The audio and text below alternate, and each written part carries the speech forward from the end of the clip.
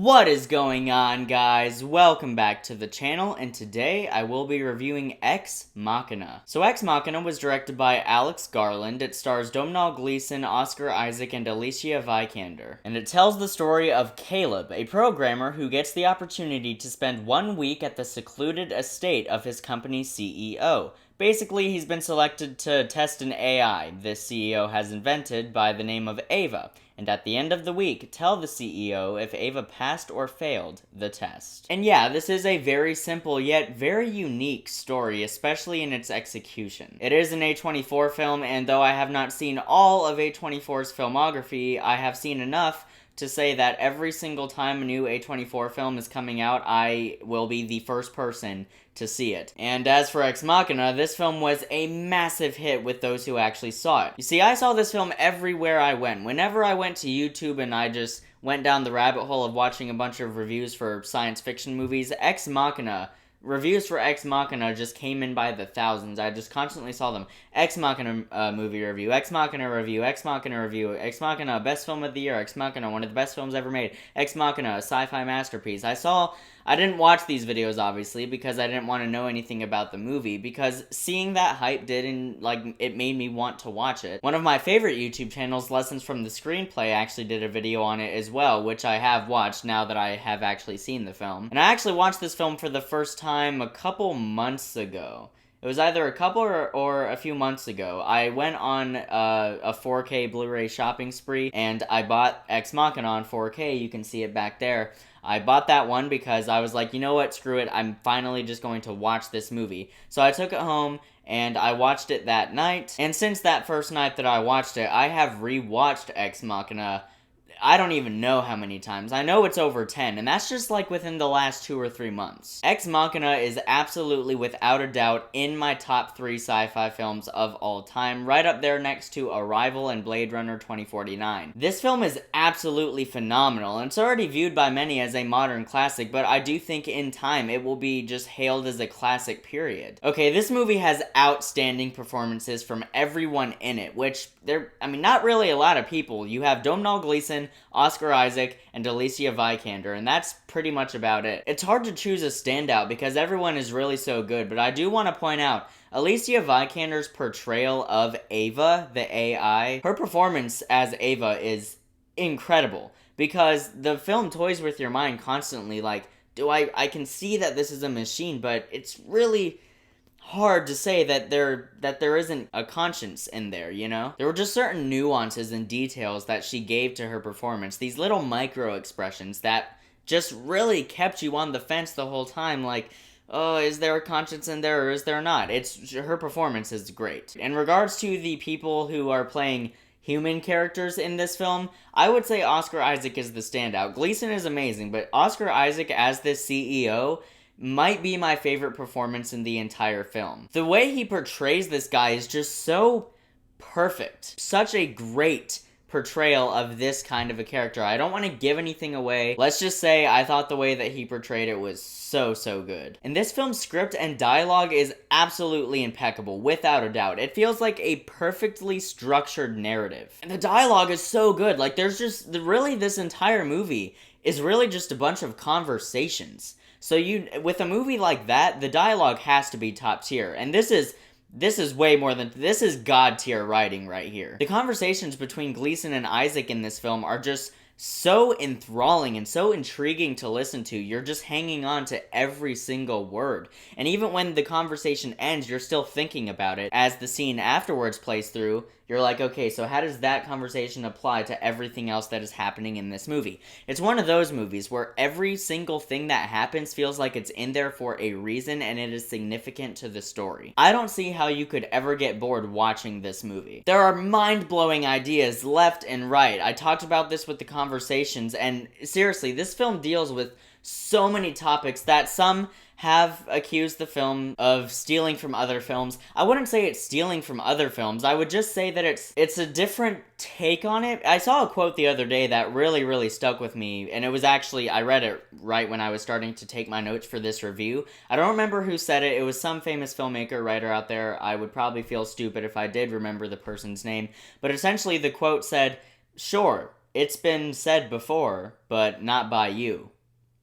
And that really, really stuck with me. Yes, these ideas have been explored before, but not by Alex Garland. And they have not been explored in the way that he explores them. And I thought his execution of them was just absolutely brilliant. And it never feels like the characters are just... because it's easy to write dialogue that makes you think. You know, you might not be able to make it, like, intriguing dialogue, but it's easy to, you know, just come up with some statement that sounds really amazing and big and philosophical and thought-provoking, when in reality it was super easy to come up with. We don't know anything, but we don't not know anything. So what do we truly know? If you say your name in a mirror over and over again, it becomes gibberish. What's more truth, the gibberish or the name? I actually got that from Empty Man, I'm sorry.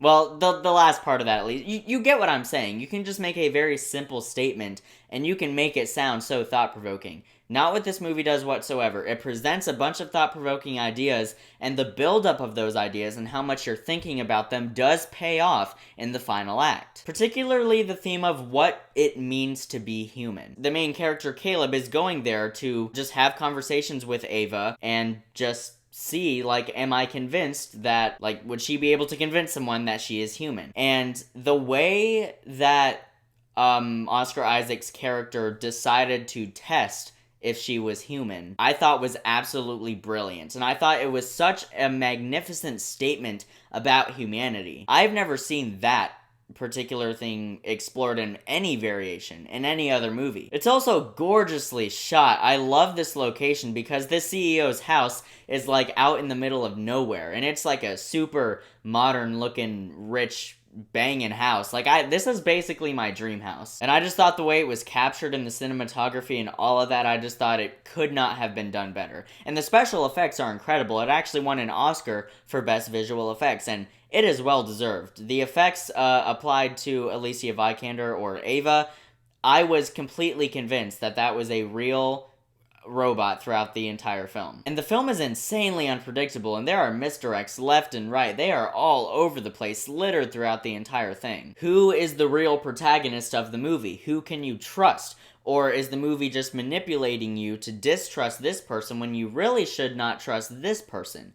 And is the movie making you think that this is the protagonist when this is really the protagonist? I love movies that just mess with my mind. I also love the way that Alex Garland handled imagery in this movie. There's a lot of very metaphorical imagery, particularly with reflections. He makes it a point to show people in the same shot as their reflection, and it's just like a mirror image. And I thought that was just a really good sort of icing on the cake with the metaphor of, is Ava like really just a reflection of an actual human? There is one thing I want to talk about. Like I said, most people love this film, but there's a specific criticism that I haven't necessarily heard from a lot of people, but I've heard it a little bit and I want to cover it.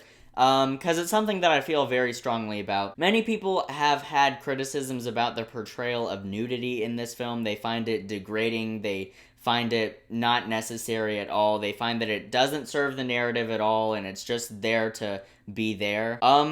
Did you pay attention to the movie? It is absolutely necessary to the story, and to particularly one of these characters' mentalities and certain things that is revealed about them.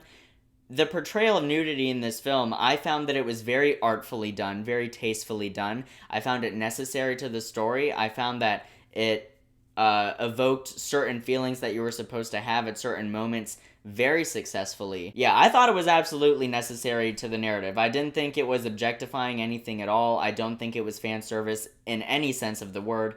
I am very much of the camp that believes it is absolutely necessary to the story that Alex Garland was trying to tell. Kind of an awkward note to end the review on, but yeah, I don't know. I wanted to get that out there because that's something I feel very strongly about. I think people just look too much on the surface and they just stop at surface level analysis. I feel like people should really look deeper. For example, people criticize Titanic now for the nudity in that film and somehow it got away with the PG-13 rating. My defense with that is, no, Jack is an artist, and he has an appreciation for the human form, and he's going to draw the person he loves in this moment. I find it beautiful. I don't, like, that's completely unrelated to Ex Machina, but it's a topic that I feel very strongly about. Same with profanity in movies, you know, it never really stops violence in movies. I have opinions about all that stuff, as does everyone, and I had to talk about it with Ex Machina, especially since I love this film as much as I do. Guys, in the end, Ex Machina is a dream-like experience. It is so unique, and it stands out from every other movie that I've seen recently. It's just so powerful, and it has such a powerful message about humanity, and all of it is executed so well. Amazing ideas. It makes you think. You are constantly intrigued. This is one of the best psychological thrillers that I've ever seen, and like I said, it's in my top 3 sci-fi films of all time. With all that said, let's go ahead and grade it. You already know what I'm gonna give Ex Machina. I am going to give Ex Machina an A+.